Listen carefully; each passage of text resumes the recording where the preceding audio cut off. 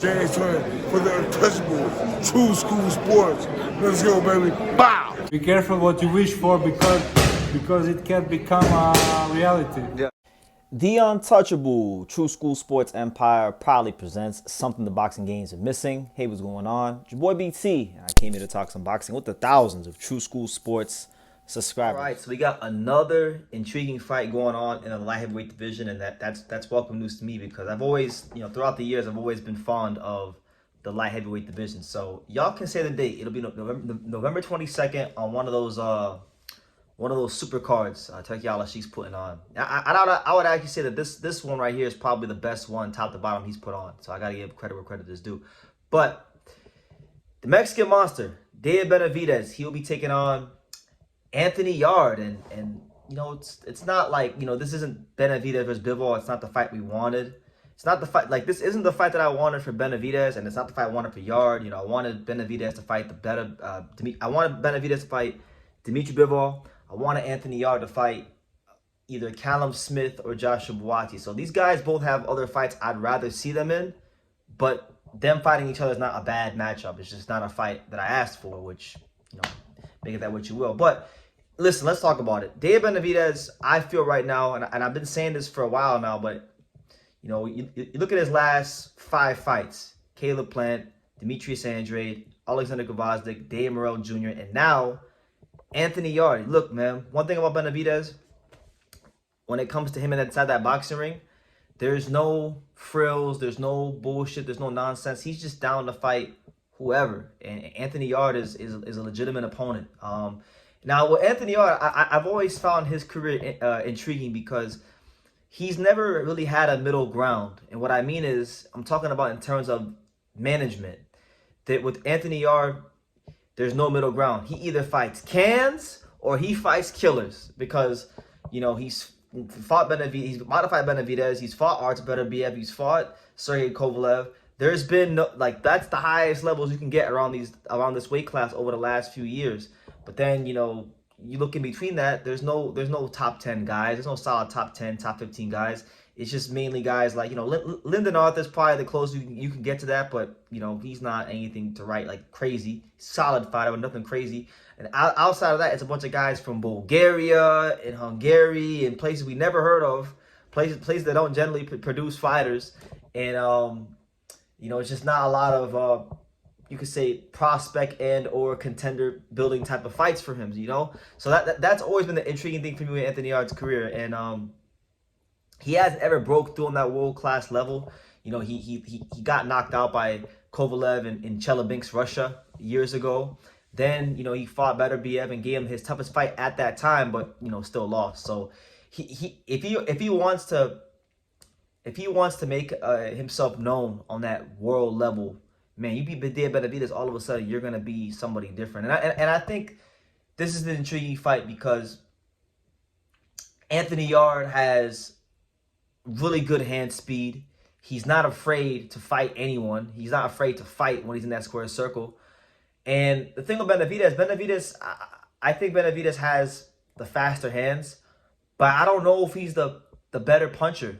I don't know if he's a better puncher in this fight. I think Anthony Yarde might actually have the punching power advantage on him in this fight. So I've been envisioning this fight, how I think it'll play out. I actually think this could be a fight where Benavidez, especially like early on in the fight when Yarde is strong and fresh, I feel like you might see Benavidez box a little bit in this fight because let's just be honest about Benavidez. He hasn't looked, in my opinion, I don't think he's looked terrible at light heavyweight. A lot of people have been making a big deal about what he's not doing at light heavyweight. He hasn't knocked anybody out as a light heavyweight, but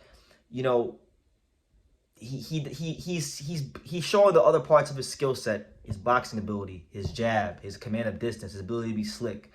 Those are other things that he's always had in his locker, in his skill set, but he didn't have to show those things as a super middleweight. He's had to show those things as a light heavyweight because he's hitting bigger and heavier guys now. So I think, Dave Benavidez against Yarde, early on, he's going to have to be, I wouldn't say cautious, but just a little bit weary and alert of with Yarde's power, because Yarde does have power. Yarde will let the hands go, and I think you're going to see Benavidez box early on. I think he can get a stoppage because where I think Benavidez has a supreme advantage over Anthony Yarde is in the stamina department. It's been noted throughout the years that Anthony Yarde, you know, like when he fought Kovalev, he got knocked out basically with a jab. You know, he faded down the back half of that fight. Same thing with Benavidez. Like his stamina has never carried him in the back half of a fight in a fight against an elite fighter. So I think that's where you play a card as Benavidez. I think in the back half of the fight you can press and get a stoppage on Anthony Yarde because he's been stopped 2 times already. His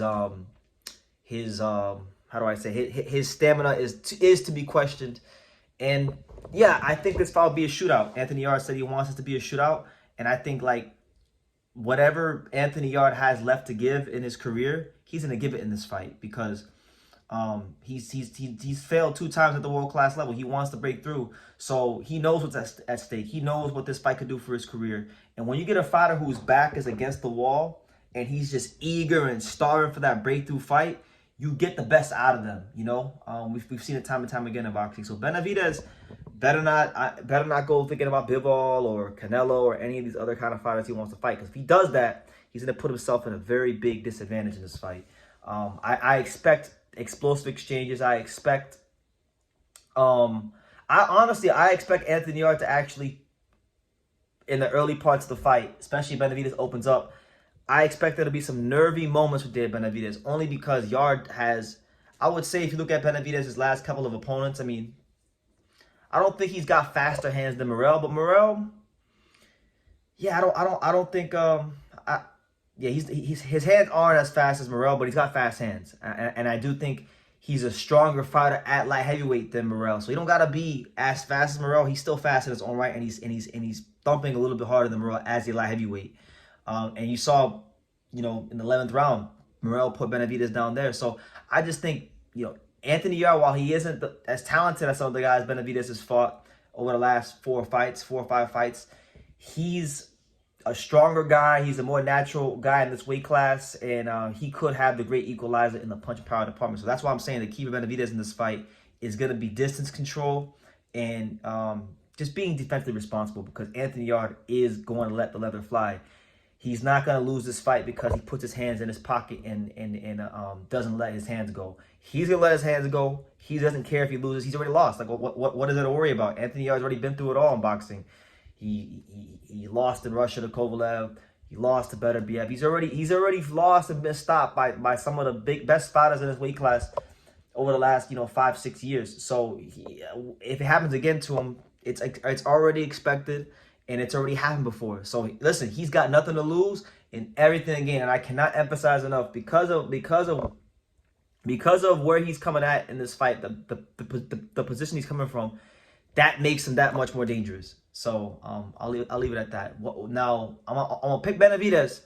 I don't trust Yarde's gas tank. You know, I think sometimes I throw around the word front runner too much in boxing, but I would definitely say Yarde is a front runner. Yarde is not a guy that is a strong fighter when you get into the 10th, 11th, 12th, 9th round. He's going to fade. So Benavidez can use that to his advantage. And if he does, then I fully expect that he will get the first stoppage of his career in the light heavyweight division. But who knows, man? Maybe Anthony Yarde's pride and his determination might keep him up in this fight more, as to where other fights it wouldn't have.